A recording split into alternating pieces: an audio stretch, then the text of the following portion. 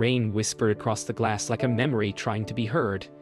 Inside the restaurant, laughter swirled with the scent of wine and roasted lamb, a fragile world of warmth sealed from the night. Beyond that glass, a figure lingered, small, still, unseen, framed by the city's trembling light.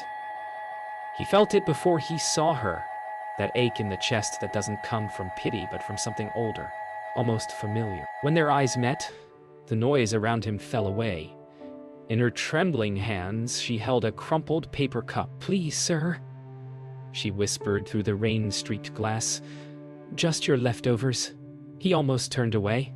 Habit, reflex, the armor of the successful. But then she lifted her wrist, and the silver shimmered under a flash of lightning. His world froze. That bracelet, the same one he buried with his wife, glinted like a ghost in the storm. The street outside swallowed her silhouette as the rain grew heavier, drowning her footsteps in the hum of engines and tires cutting through puddles. He stood motionless by the glass, the image of that bracelet burning behind his eyes. He had seen it once, years ago, resting against pale fingers in a hospital bed. The echo of her voice seemed to return in the rhythm of the storm. He turned suddenly, almost stumbling, and walked out into the night, the laughter of strangers fading behind him, like a memory that had outlived its welcome. He followed her trail through the labyrinth of wet alleys, guided only by instinct and a feeling he couldn't name. The city changed shape around him. Lights grew colder, streets narrower, silence louder. He thought of her face again, the small hands clutching a cup instead of a childhood. Something inside him cracked, not from pity, but recognition. The rain soaked through his clothes, but he kept walking, because stopping meant facing the part of his past he had buried under glass towers and signed contracts. Time blurred into the rhythm of falling water. He stopped beneath an old billboard, the colors faded by years of neglect. In the puddle at his feet, his reflection shimmered beside the faint outline of another, a shadow made of memory. The bracelet, the engraving, the impossible resemblance, it all returned at once. The world he'd built on logic and control began to crumble beneath the weight of a truth that defied both. The rain began to ease, leaving the city in a shivering hush. Across the street, a small figure darted between shadows. Quick, familiar. His breath caught. She was there. Without thought, he ran. Water splashed beneath his steps, his heart beat louder than the thunder that had passed. He wasn't chasing a stranger. He was chasing a question that had lived inside him for years. And for the first time, it was close enough to touch. The night refused to sleep. Streets hissed with the breath of engines and distant sirens, while his shoes left trails of water on cracked asphalt. He had lost her again, the small silhouette swallowed by the endless city. Yet, her face, the bracelet, the faint tremble of her voice, they followed him like ghosts. He walked aimlessly until the city lights faded into a softer darkness, the kind that carried the smell of rust and forgotten rain. Somewhere beneath that silence, a whisper of recognition stirred. Not from the girl, but from the ache in his own heart, telling him he'd been here before. He wandered until dawn painted the skyline in diluted silver. The storm had passed, leaving the city damp and shining, streets littered with the scent of renewal and decay. A newspaper blew past his feet, a headline about rising homelessness, and he felt the sting of irony cut through his chest. He had built towers that reached the clouds, but somehow, the smallest hands had fallen through the cracks. In a cafe window, he saw his reflection again, a man both lost and found. The bracelet glinted in his mind like a compass turned backward. As daylight grew, he found himself in the city's forgotten quarter, a district of broken brick and painted-over dreams. His steps slowed outside a soup kitchen where volunteers served steaming bowls to a quiet line of the lost. A faint melody drifted from within, an old hymn, one his wife used to hum on quiet Sundays. The sound turned his body cold. He followed it, not for faith, but for memory. And there, across the courtyard, A nun's gentle voice rose above the crowd. He didn't know her, yet she looked at him as if she'd been waiting all along. Their eyes met, and something wordless passed between them. Recognition without reason. She approached slowly, her gaze soft yet searching, as though she could see through the armor of his silence. When she spoke, her voice carried both sorrow and knowing. "You've come looking for someone, haven't you?" He couldn't answer at first. The words lodged in his throat. Instead, he reached into his pocket and pulled out a damp napkin, the restaurant's logo faintly visible, and whispered, "A girl." With this, he traced an invisible bracelet across his wrist. The nun's face paled. She turned toward the orphanage across the street. "Then you've already found your way to where it began," she said quietly. He followed her to the edge of the courtyard, where the old orphanage waited like a sleeping memory. Its walls were cracked, paint peeling, windows patched with cardboard. Yet, as he stood before it, something within him broke. Not from its decay, but from its familiarity. He remembered the day his wife vanished for hours, returning home with tears and a story she never finished. The air smelled the same as it did then. Rain, dust, and lilacs.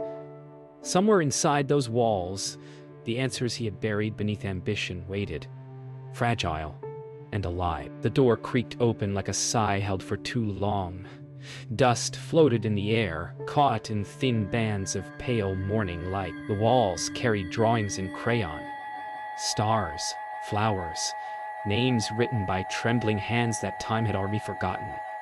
He followed the nun down a narrow hallway that smelled faintly of rain and paper. Every step echoed against wood, warped by years of sorrow and laughter. Somewhere above, a floorboard creaked. Somewhere below, a child's laughter ghosted faintly through the stillness. The world outside seemed to vanish, leaving only memories pulse, slow, aching, inevitable. They entered a small room filled with old metal beds and patchwork quilts. Children's whispers echoed faintly from somewhere unseen. On a wooden desk lay a stack of worn folders, their corners curled and yellowed. The nun lifted one gently, brushing away dust before opening it. "We keep every name," she said softly, "even when no one comes to claim them." The folder creaked open, revealing a faded photograph of a baby wrapped in a blue blanket. Beside it, a silver bracelet pressed flat between plastic. His breath caught. The engraving was clearer now. The same handwriting, the same impossible truth forming its first shape. The nun turned the page. "She was brought here 13 years ago," she murmured, scanning the faded handwriting. "Her mother. She didn't give her own name, just a note that said, 'She is loved.'" The words struck him like a blow. He remembered his wife's trembling hands, her sudden silences, the tears she'd never explained. For a moment, he couldn't breathe. The rain outside began again, tapping softly against the window, like knuckles against a locked door asking to be opened. He turned away from the file, pacing toward the window. His reflection looked back at him, fractured by rivulets of rain. "There must be more," he said, voice shaking. The nun hesitated, then motioned for him to follow her down another hallway. One darker, lined with closed doors. They stopped before the last one. "She stays here when she comes," Sister Mary whispered. "She doesn't live here anymore. She only returns when the nights are too cold." The words fell heavy with implication. The girl was not just a name in a file. She was real, alive, and still within reach. He stepped inside. The room was small. A single bed, a cracked mirror, a shelf lined with broken toys and secondhand books. On the pillow rested a photograph, worn from touch. He picked it up. It showed a woman smiling in sunlight, hair caught by the wind. His throat closed. He knew that smile, that moment. It had been taken years ago on the hill behind their home. But in the corner of the photo, another shape lingered, a child's hand clutching the woman's dress. He sank to his knees, The air thickened with revelation. The storm outside began again, louder this time, as if the sky itself could no longer keep its silence. He didn't move for a long time. The rain outside softened to a whisper, like the breath of someone watching. He turned the photograph over. Faint writing scrawled across the back.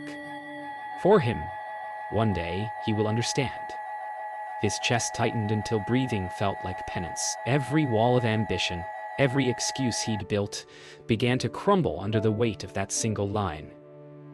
Behind him, the nun stood silently, hands folded. The world felt both smaller and infinite, a universe folding inward around one unbearable truth. Sister Mary knelt beside him and placed a hand gently on the photograph.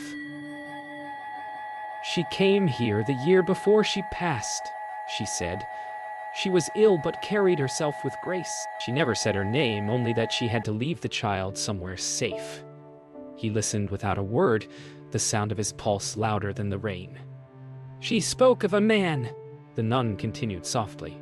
"Someone she loved but lost. She said if he ever found this place, he would know."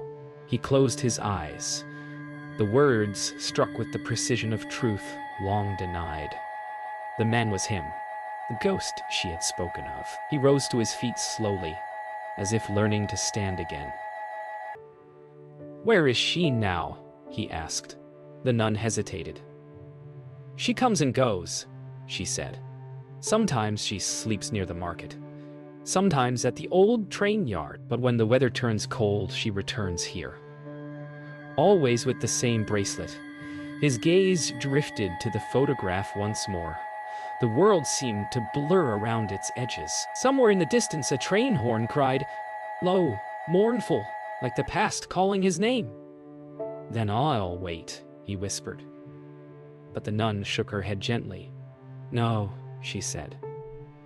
"You won't need to." The door creaked open. Soft footsteps echoed through the hall. A small figure entered hesitantly, clutching a paper cup still damp from rain. Her eyes widened when she saw him, the man from the restaurant. Silence hung like fog between them. He couldn't speak. Every word felt too fragile to survive the air. The girl looked from him to Sister Mary, confusion trembling in her lips. Then her gaze fell on the photograph still in his hand, and something inside her stilled. Recognition? Faint, but real.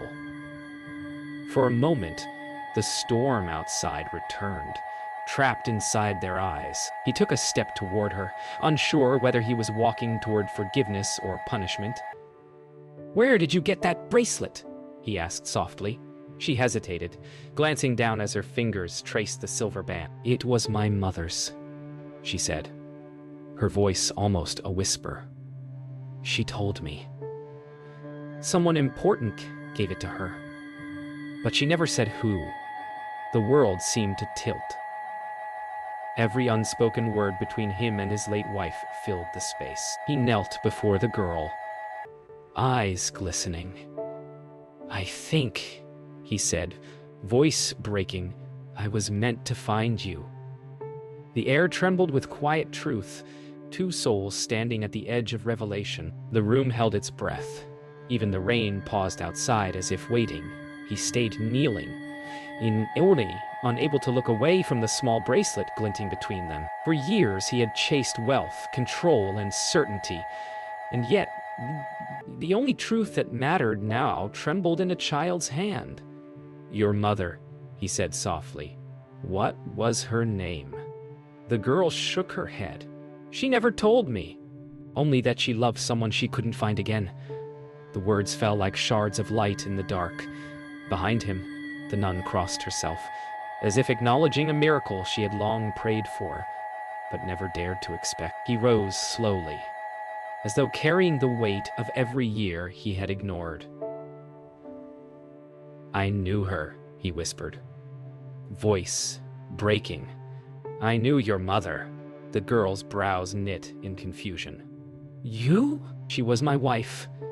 The silence that followed was absolute, a silence that seemed to press against the walls, the floor, even the rain clouds above. The girl's lips parted. but no sound came. Only her eyes, wide, fragile, began to glisten. "That can't be," she murmured. But in her trembling, in her hesitation, he saw it. The same softness, the same quiet strength that had once lived in her mother's gaze. He turned away, unable to bear the expression in her eyes, a mixture of wonder, disbelief, and pain.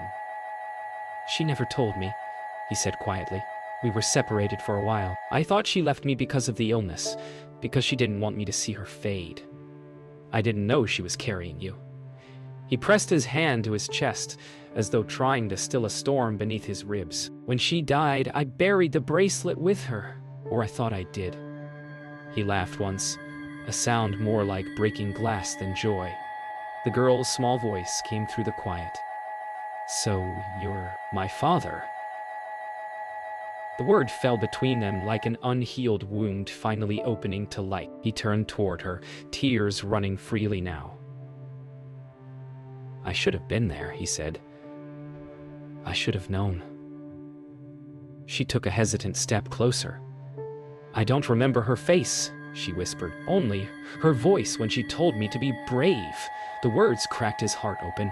He knelt again, lowering his head, unable to meet her eyes. "I can't undo what's been lost," he said softly. "But I can spend the rest of my life making sure you're never alone again." The world outside shifted, the clouds breaking, light pouring in, like mercy. She said nothing at first. Her eyes searched his face, uncertain, fearful, yet drawn by something wordless, something that felt like belonging. Then, slowly, she took off the bracelet and placed it in his hand. "It was hers," she said. "Now it's yours." His fingers closed around it, trembling. "No," he whispered, voice cracking. "It's ours." Outside, the church bell of the orphanage began to ring, slow, resonant, almost holy. The moment held the shape of rebirth, not of miracles, but of forgiveness finally accepted. The morning after the storm broke quietly. A pale sun climbed above the city, washing the orphanage walls in gold. He found her sitting on the steps outside, the bracelet back on her wrist. She didn't look at him. The air between them was fragile, a space made of unsaid things. "You don't have to believe me," he said softly, "but I'm not leaving." She kept her eyes on the street, watching puddles evaporate in the new light. "People always leave," she murmured. "They always promise they won't."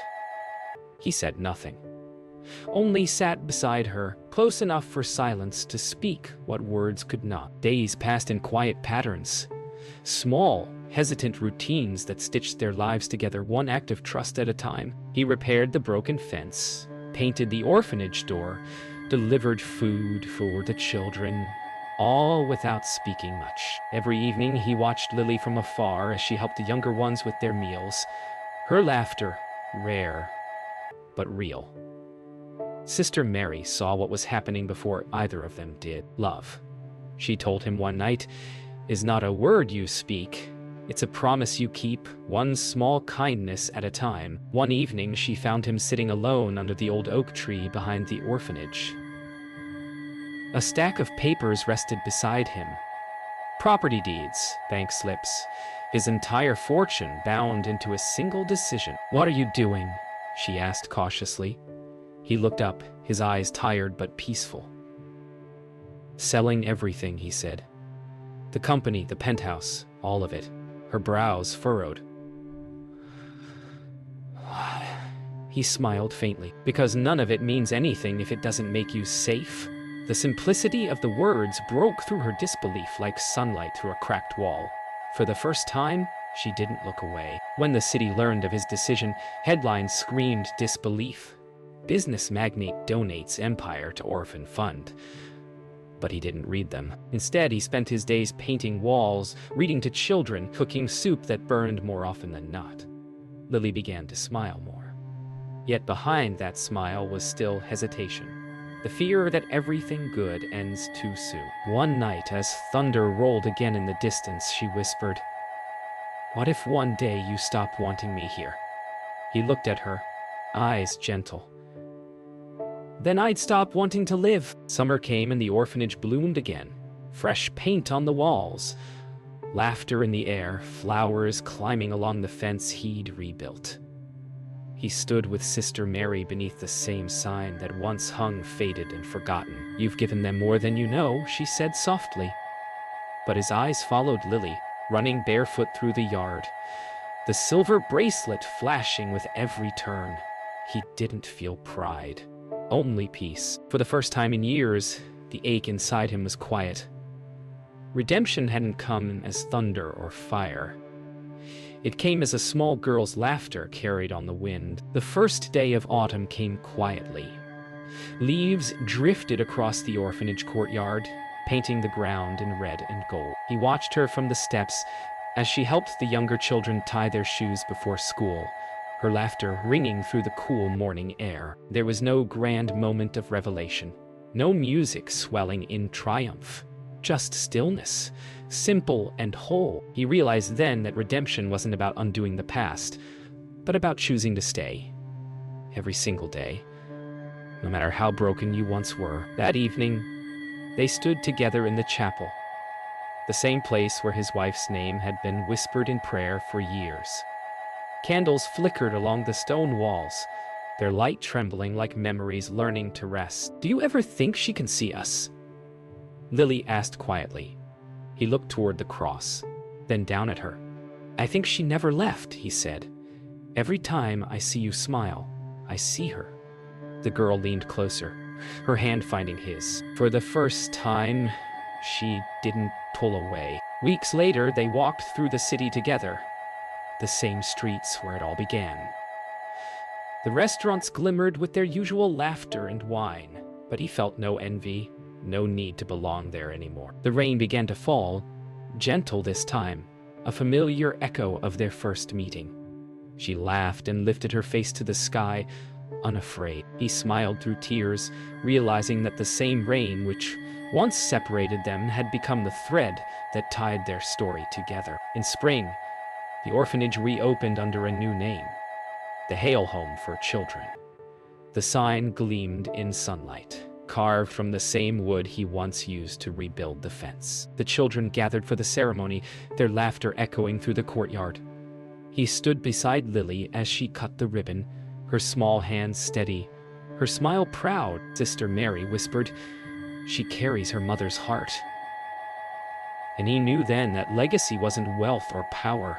It was love made visible. That night, the sky blazed with stars over the quiet orphanage. He stood by the window, watching Lily sleep in her room, her hand resting on the bracelet that now fit her wrist perfect. The same bracelet that once marked loss, now shone as a symbol of what was found. He whispered into the night, "Thank you." Not knowing to whom, perhaps to his wife, perhaps to the rain, or perhaps to the miracle of second chances. Outside, dawn began to rise, and for the first time, the light felt like home.